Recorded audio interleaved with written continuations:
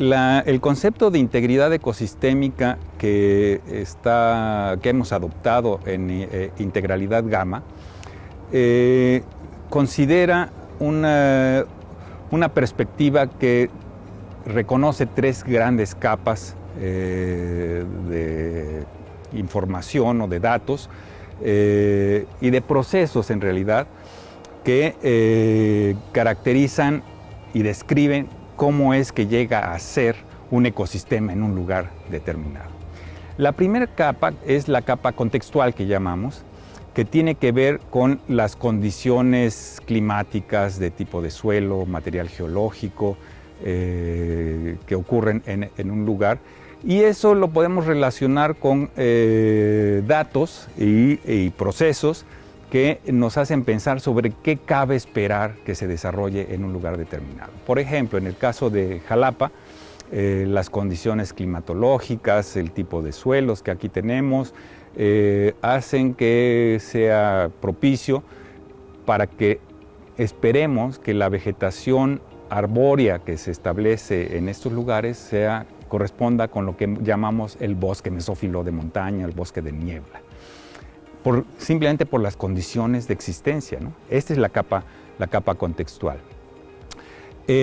Otro elemento que es importante en este conjunto de procesos es el estado de armonización, los procesos que conjuntan la interconexión entre distintas especies, de cómo se están relacionando con el entorno, etcétera. Que es la condición en la que se encuentran las especies y las poblaciones de organismos que viven en un lugar determinado.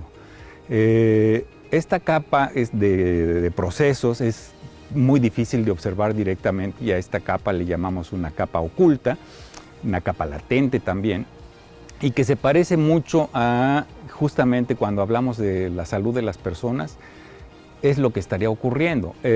Cuando hablamos de la salud de las personas, en realidad es una apreciación de un montón de cosas que están ocurriendo en el interior del organismo, pero que no observamos directamente.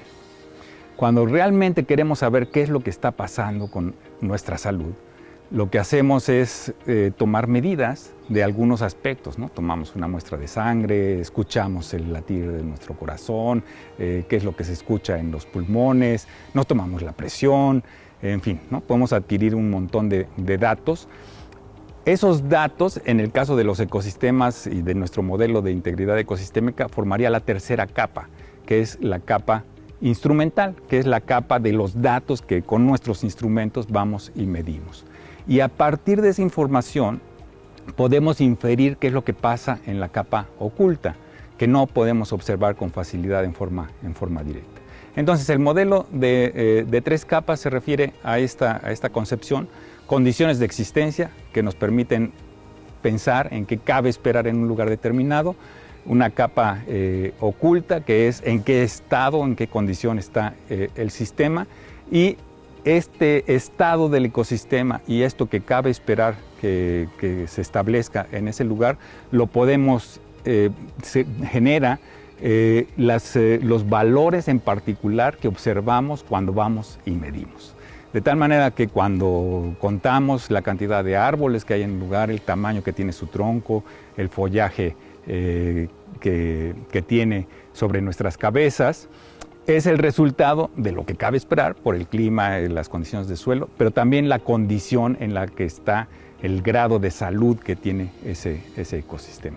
Finalmente, a nosotros lo que nos interesa como una forma de llevar esta información a nuestra apreciación de la relación del ser humano con la naturaleza es generar un índice de en qué condición está el ecosistema, es decir, un índice de la capa oculta del modelo de integridad ecosistémica de tres capas. Y eso lo hemos puesto en mapas que compartimos con todo el mundo.